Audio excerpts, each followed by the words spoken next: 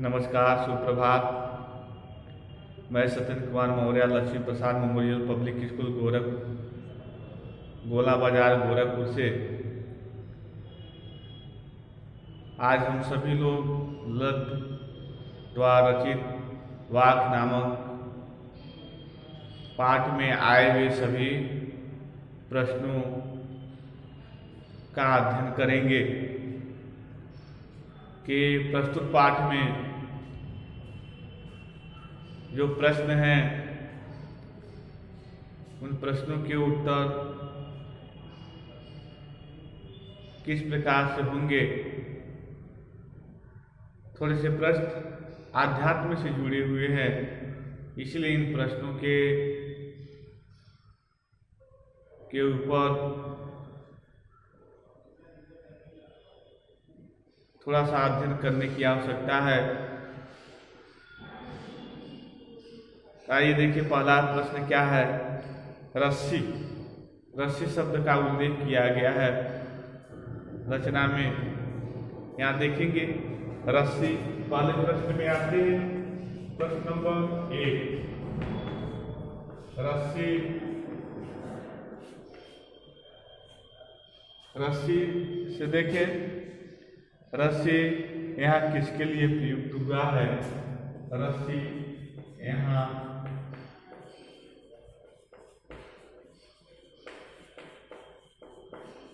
किसके लिए प्रयुक्त हुआ है।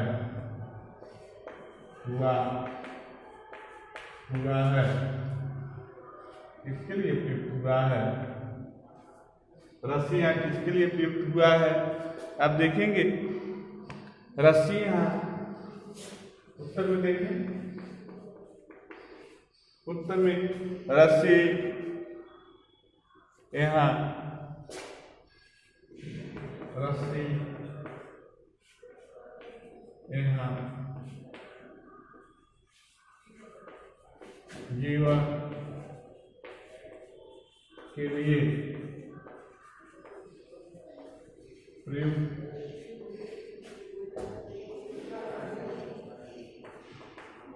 हुआ।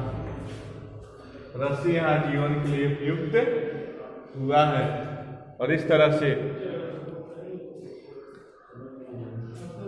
जीवन कैसा हमारा जीवन हमारा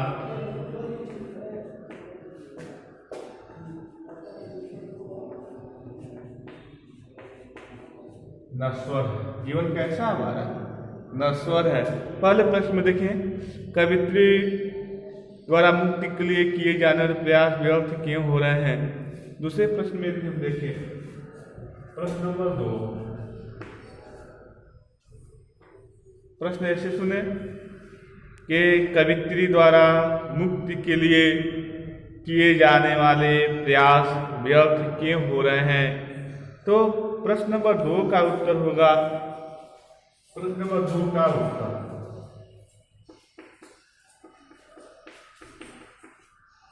प्रश्न नंबर 2 का जो उत्तर होगा, कवित्री का जीवन बीता जा रहा है।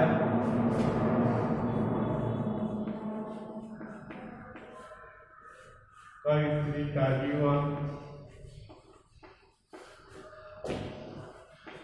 बीता जा रहा है।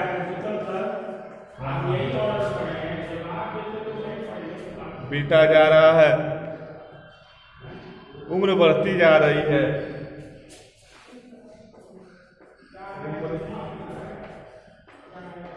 बढ़ती जा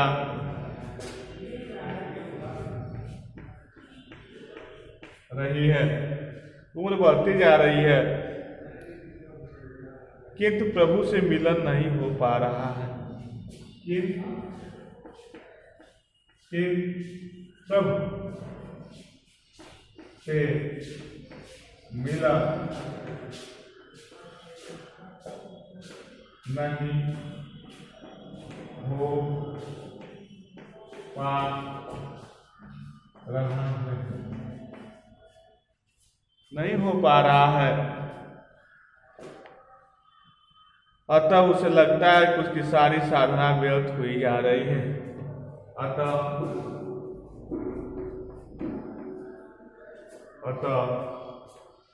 उसे लगता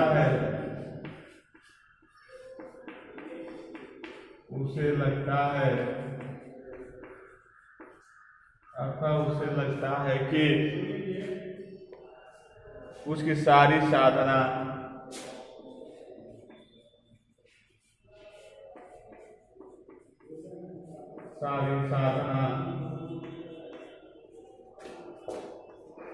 व्यर्थ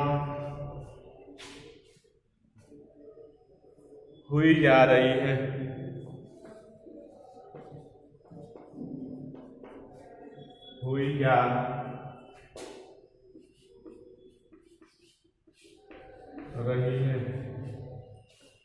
जा रही है। साधना परिणाम नहीं निकल रहा है। साधना का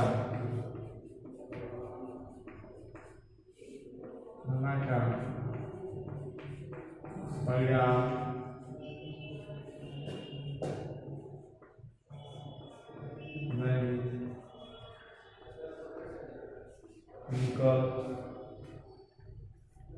नहीं निकल रहा।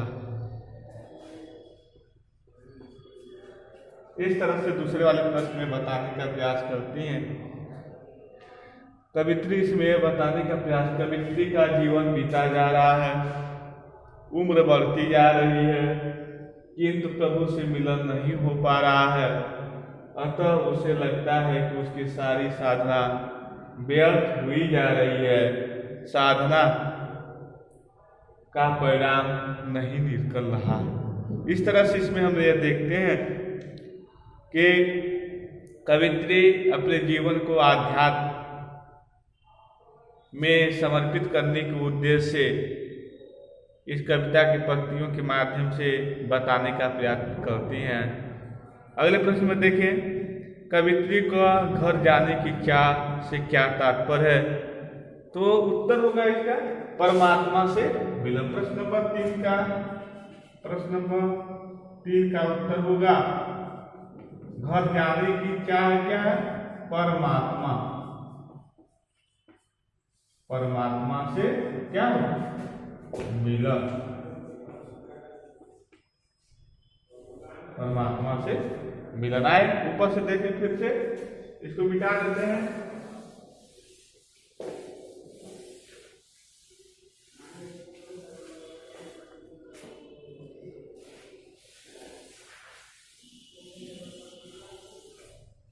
प्रश्न नंबर 4, यदि प्रश्न नंबर 4 में जाए, प्रश्न नंबर 4 का उत्तर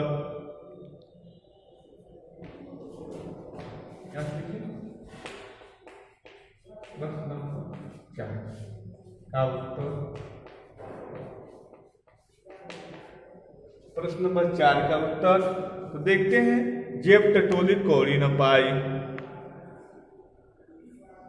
इस प्रश्न का उत्तर ये होगा कि जीवन भर, क का जो उत्तर होगा 4 के क का उत्तर जीवन भर, किसका? जीवन भर हठ योग साधना करती रही। हठ योग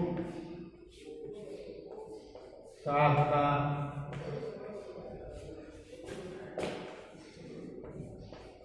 करती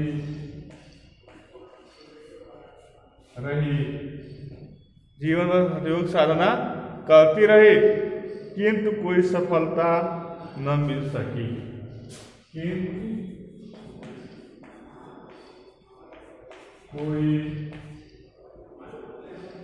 कोई सफलता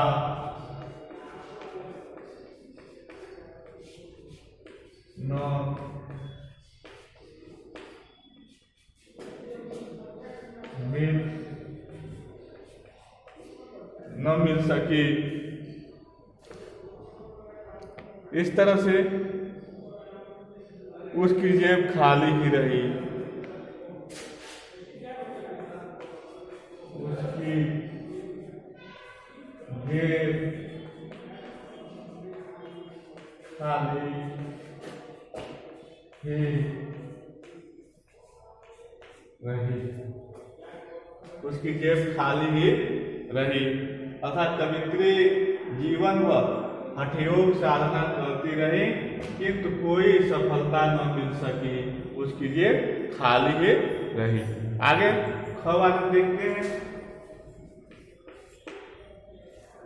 ख वाले में हम देखते हैं मनुष्य भोग करके अपना शरीर ही नष्ट करता है। मनुष्य सांसारिक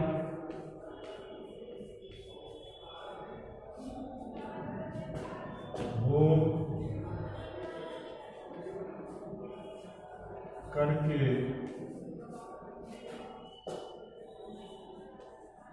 अपना शरीर नष्ट करता है, अपना शरीर नष्ट करता है। आगे कहती हैं उसे कोई उपलब्धि नहीं हो पाती, उसे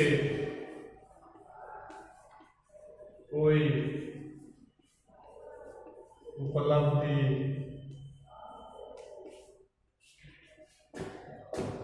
नहीं हो पाती, उपलब्धि नहीं हो पाती, वह परमात्मा से दूर हो जाता है। वह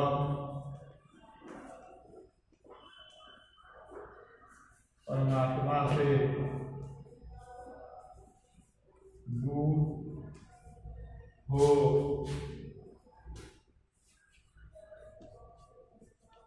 जाता है, परमात्मा से दूर हो जाता है। भोग करना एक प्रकार का भटकाव है। भोग करना एक प्रकार का भटकाव, भटकाव भटकना।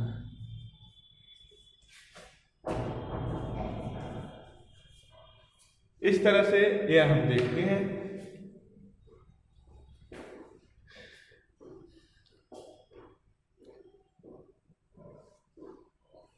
आगे देखते हैं।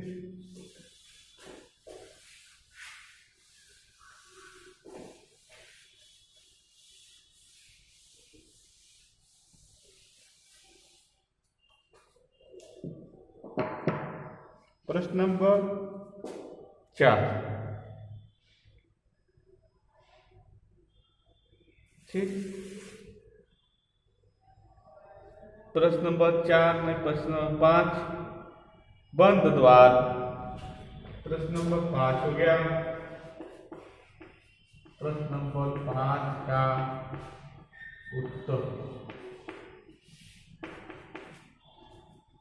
प्रश्न नंबर 5 का उत्तर देखिए कि ललत ने सुझाव दिया है कि भोग और त्याग के बीच, ललत कौन है? कवित्री का नाम है। ललत ने सुझाव, यहाँ लिख लीजिए कवित्री,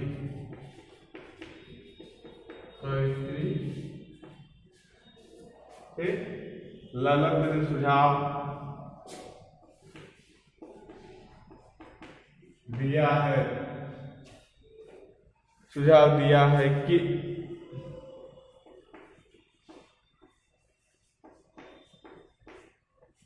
भोग और त्याग के बीच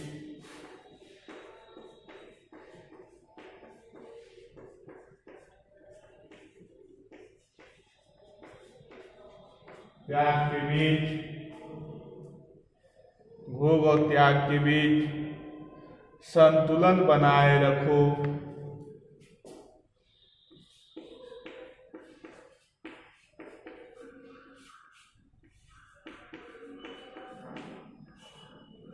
बनाए रखो, संतुलन बनाए रखो, न तो भोगों में लिप्त हो, न तो भोगों में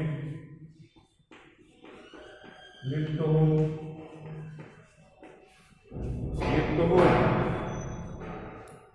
न इस शरीर को सुखाओ, न ही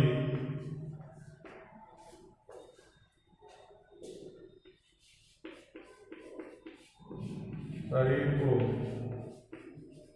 सुखाओ, न शरीर को सुखाओ, बल्कि मध्यम मार्ग अपनाओ, बल्कि मध्यम मार्ग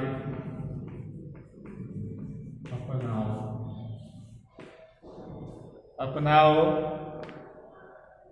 तभी प्रभु मिलन का द्वार खुलेगा, तभी प्रभु मिलन का द्वार खुलेगा, तभी प्रभु मिलन का द्वार खुलेगा। इस तरह से हम देखते हैं ये 5 प्रश्न। 6वां प्रश्न में कविता लिखना है। आई सीधी राह पर ईश्वर प्राप्ति के लिए बहुत से साधक हठयोग जैसी कठिन साधना भी करते हैं, लेकिन उसमें भी लक्ष्य प्राप्ति नहीं होती। यह अभाव किस पंक्तियों में व्यक्त है? यह पंक्ति किसमें है? ऊपरी भाग निष्पत्ति में दिष्टव्य है। किस पंक्ति में? आई सीधी राह से गई न सीधी राह, सुषुम सेठ पर खड़ी थी बीत गया दिनहार, जेब टटोले कौड़ी न पाए, माझी कूदूं क्या उत्तर आई। यहाँ तक इन पंक्तियों का उत्तर इस प्रश्न में है। आगे देखेंगे ज्ञानी से कवित्री का क्या अभिप्राय है। तो ज्ञानी से कवित्री का अभिप्राय है जिसमें परमात्मा को जाना हो, आत्मा को जाना, जो आत्मा और परमात्मा के बारे में जान जाए। ज्ञानी कौन है? ज्ञानी से किसका तात्पर्य है? ज्ञानी जो आत्मा और परमात्मा को जान जाए, वही क्या है? वही ज्ञानी, वही जान जाए वही ज्ञानी है। और इस तरह से इस पाठ के माध्यम से कवित्री ललित्य हमें यह बताने का प्रयत्न करती हैं कि ईश्वर इस संसार के प्रत्येक कण में विद्यमान है। बस हमें उन्हें प्राप्त करने के लिए जो सांसारिक जो भोग है, लिप्सा है, उसे हमें त्यागने की आवश्यकता है। जब हम सांसारिक भोग लिप्सा को त्याग देंगे, तभी जाके ईश्वर के समीप हम अपने आप को पाएंगे। और उसी व्यक्ति को कवित्री जी ने ज्ञानी माना जो आत्मा और परमात्मा के बारे में जो बेहतर से उनके पास जानकारी हो। जो आत्मा परमात्मा का ज्ञान रखने वाले व्यक्ति हैं, वही सच्चे ज्ञानी हैं। कवित्री का यह मानना है। और कवित्री ललित एक कश्मीरी कवित्री होने के साथ ही साथ वह उत्तर भारत में चलने वाले जो भी आध्यात्मिक विचारधारा होती है उसको बड़े गहरे रूप से जान रही हैं, समझ रही हैं और उस पर प्रकाश डालने का प्रयत्न करती हैं। इस तरह से इस पाठ का प्रश्न उत्तर आज समाप्त होता है। अगले वीडियो में हम आपको वाक्य के भेद अर्थ के आधार पर रख और के वाक्य के भेद अर्थ के आधार पर वाक्य के भेद नामक शीर्षक के अंतर्गत उसके पहचान, उसके भेद के बारे में आपको बताएंगे और किस तरह से रचना के आधार पर वाक्य के भेद और अर्थ के आधार पर वाक्य के भेदों में अंतर होता है वह विस्तार रूप से आपको बताया जाए। तब तक के लिए धन्यवाद।